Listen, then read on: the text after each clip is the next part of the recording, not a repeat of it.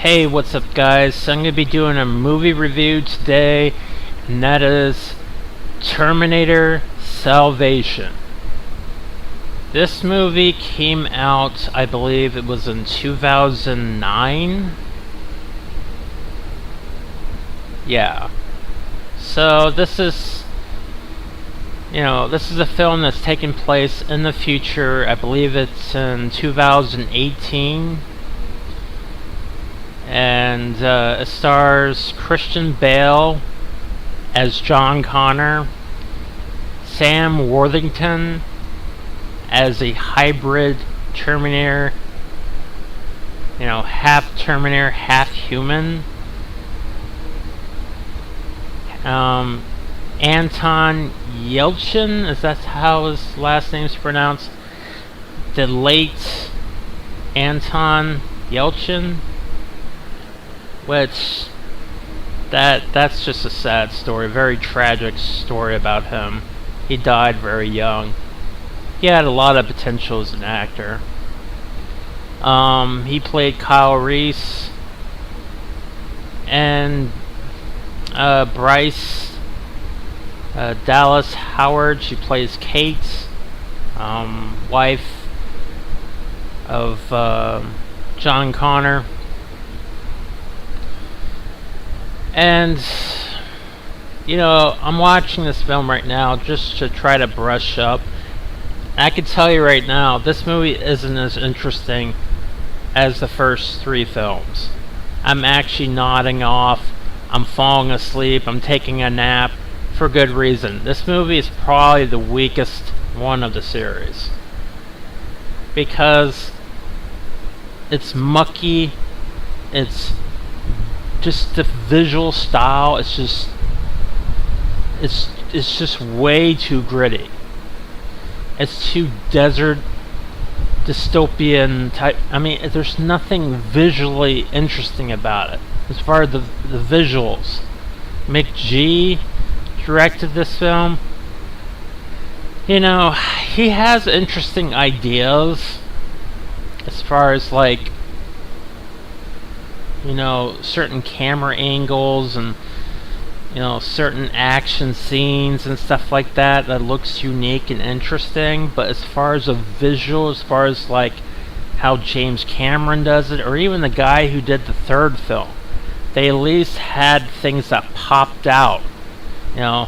Certain colors and certain cinematography, things stood out and popped out. Things just pop.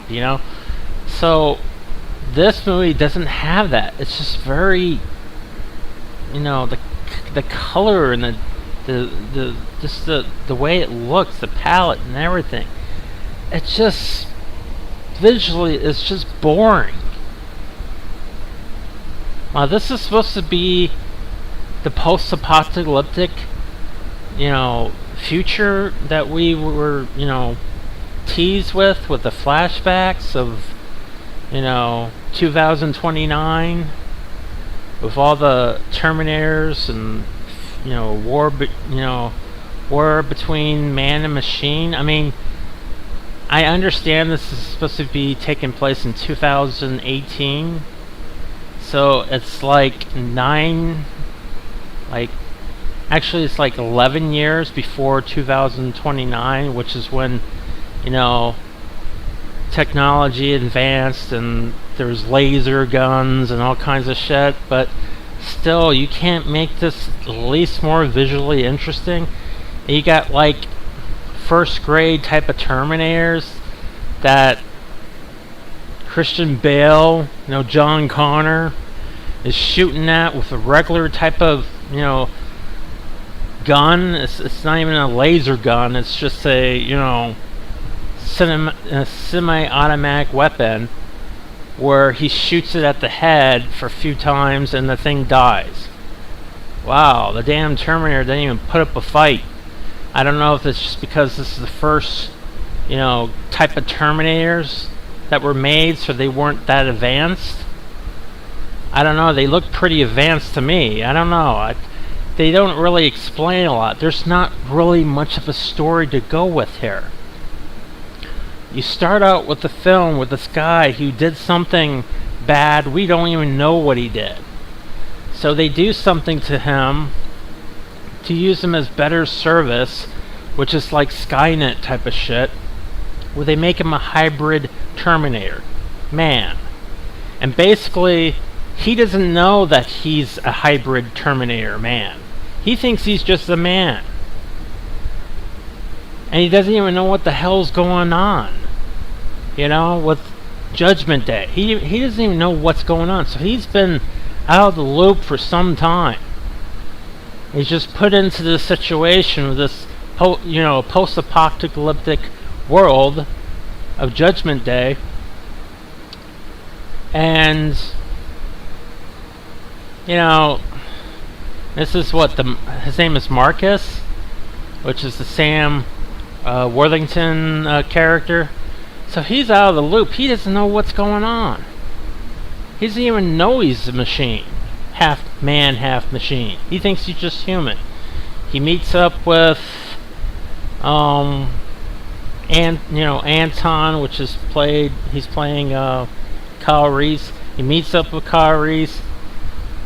Kyle Reese is just the beginning of the resistance. He wants to, he listens to his radio. He wants to join with everyone else and have this, resistance of people to fight against these machines, fight against Skynet.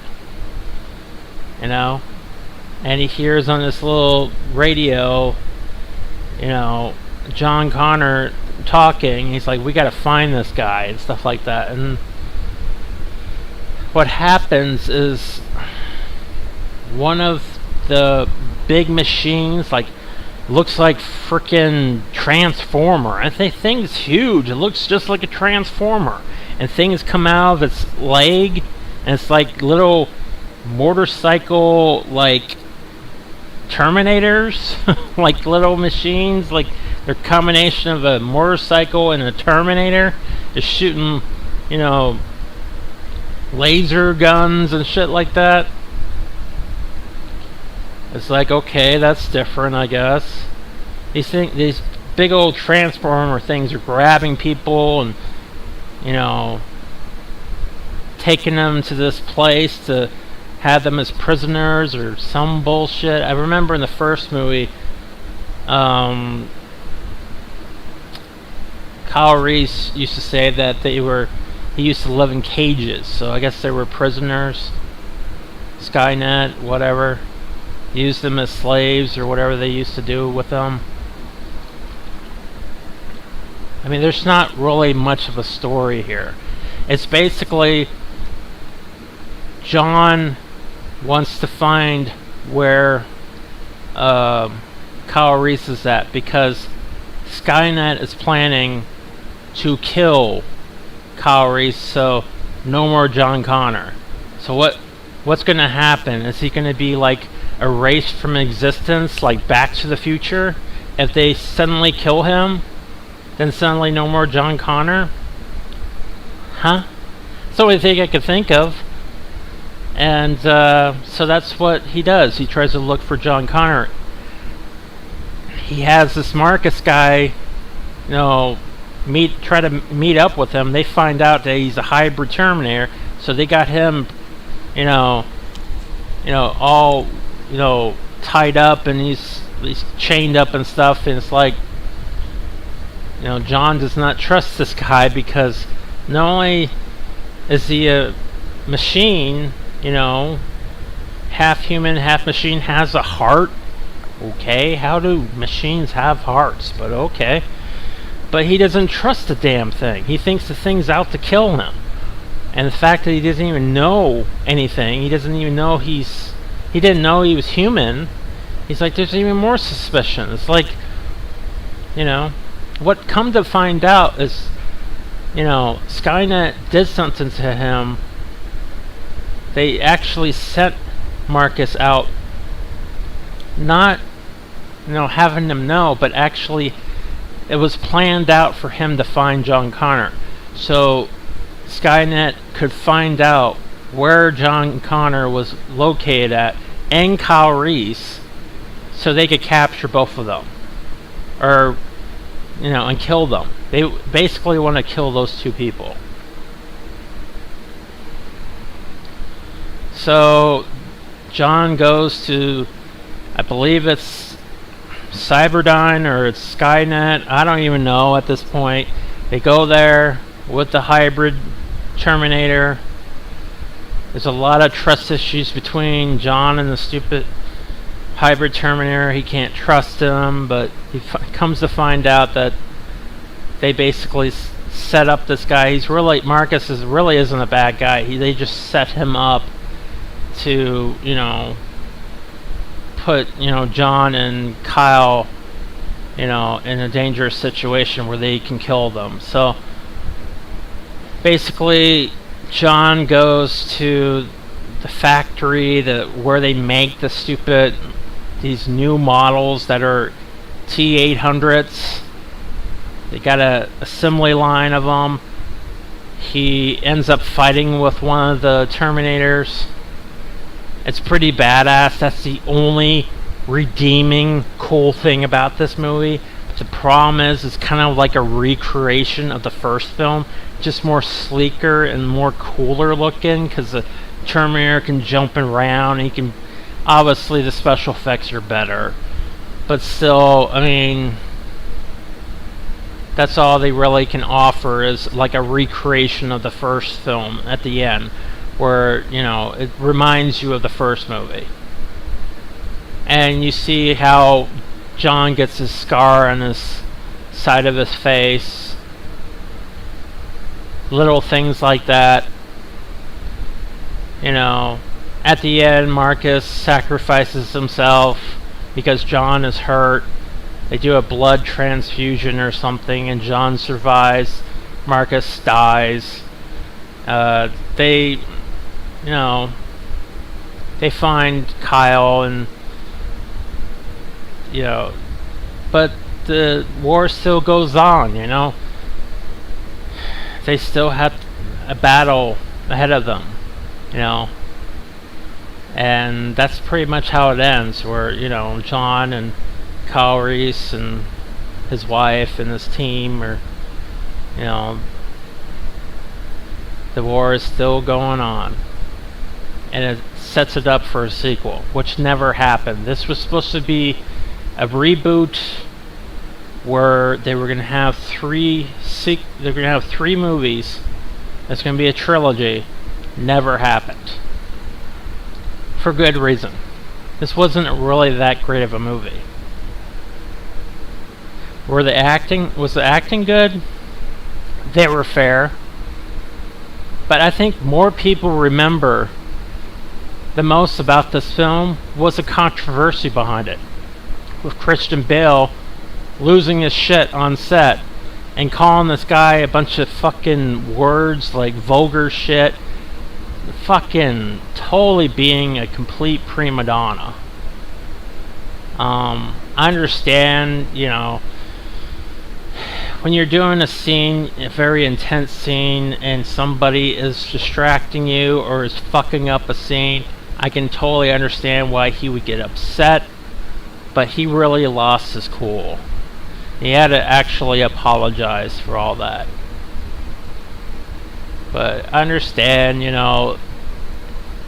when you're trying to do a scene, it's intense, but Christian Bale really went overboard, and that's what most people remember. And this movie had a budget of $200 million. Where exactly did you put the money into? I mean, Terminator 2 and Terminator 3 look like they have a bigger budget than this, but they have less. Their budget is actually a lot less, and this is $200 million. Where did you put the money in? I don't get it. Where the hell did the money go to? The box office was $371 million. Didn't do that well. Didn't even make its budget. I mean, it made its budget, but it didn't do double or triple That's how the box office is. If it doesn't do double the amount or triple amount, it's considered a box office disappointment. So this movie didn't do that well. And for good damn reason. This movie is very forgettable.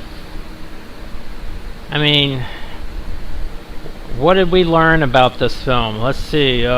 Christian Bale can, talk in his Batman voice once again and start yelling. I mean, that's how he talks. He talks like Cookie Monster throughout the whole movie. So he just acts pissed off throughout the movie. I guess that was how he decided to act throughout the whole movie. He's act like a pissed off John Connor who can't trust people.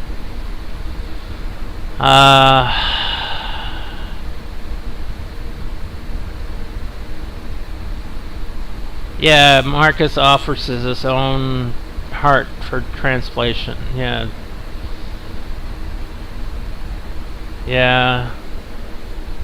Gives it to John. This offers his own heart for transplantation.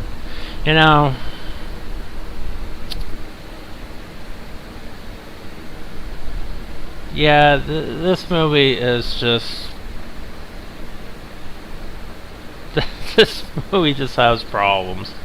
I like Anton as Kyle Reese. I think he was an exceptional actor. It's unfortunate that he died in such a tragic way. Very tragic. Very freak accident that happened to him. He was very young when he died. I believe he was like in his late 20s when he died. So that's unfortunate. I mean, I enjoyed movies that I saw of him in. I don't really understand. I mean, why reboot this? If the third one was, made money, just bring back Nick Stahl, bring back Claire Danes. Why not just bring back the original team? I understand that Arnold couldn't come back at the time because he was governor of California, so he couldn't come back. So instead they did a CGI version of Arnold, which at the time looked cool. Looking back at it now, not so much, but it was still cool to see him in a small cameo, even though it was CGI. And then seeing the T-800 machine fighting, which was nice to see again, instead of being some stupid, tease of a flashback of a, future war of the machines. It was nice to see the machine again fighting the humans for at least a good 10-15 minutes or whatever it was. At least they showed that. This is the movie I want to see. I want to see the flashbacks from 2 and 3, or 1, 2, and 3, of the future war of the lasers, the dystopian world of, that futuristic, with the Terminators and that visual style and look. This movie missed the mark. It only showed that briefly towards the end of the film. This movie has problems. And all I can say is the best part is the ending. When it starts finally looking like a Terminator film. And you see the T-800 and you see the battle between, Christian Bale's John Connor and the Terminator. That's the only redeeming thing about this film. Everything else is just... it drags. This isn't the future war that I wanted to see. This McGee, he did Charlie's Angels movies. That's the only thing I'm familiar with. They did. He's not necessarily a bad action director, but story writing, oh my goodness gracious. I don't know if he wrote this film or not. Maybe he didn't. No, he didn't write it. But yeah, and the Danny Elfman score isn't. I mean, it's okay, but it's not the Terminator theme. It's not the one we know and love. You know, it's just at the end of the day, this movie's pretty forgettable for the most part. It's just mostly just Christian Bale, you know, talking like this. Rah, rah, cookie, cookie. You know, he's just got that Cookie Monster, Cookie Monster, you know, voice. This is the, you know, this is John Connor, and you're the Resistance.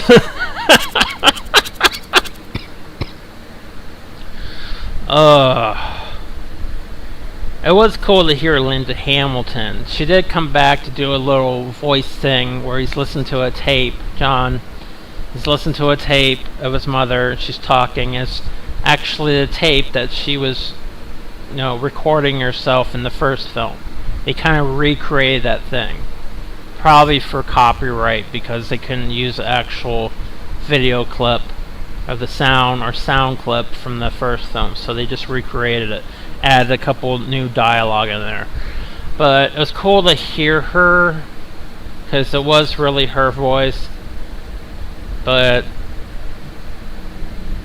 yeah, this movie's just not much of anything. It's just, it's got a couple cool ideas with the, I mean, the big giant transformer is kind of cool. And there's some cool, interesting, unique action scenes and, you know, stuff like that. I mean, McG has an interesting visual style as far as like stuff like that, as far as an action type of thing. But as far as like cinematography or anything that pops, like, you know, the first two films, especially the first film, and even the third film had stuff like, you know, it did that as well. So cinematography and certain things that pop, like colors and stuff, McG is not good at doing. He could have had lasers, he could have had more things visually pop, and, you know, he could have did a lot of great things with cinematography, which he did not do. He just made it very bland on a visual scale. I mean, it just didn't hold my interest visually. And the story wasn't really intact. It was kind of just... This isn't really much of a story. You know? And it doesn't even make any sense. How does the Terminator hybrid have a human heart? How does he even think? I mean, it doesn't even make any sense at this point. So, this movie's just forgettable. But just one cool thing at the end with the T-800 and John Connor fighting. Recreation of the first film of the T-800. Anyways, this is my review of Terminator Salvation. For the most part, forgettable. Hope you enjoyed the review. And I hope you guys have a good day.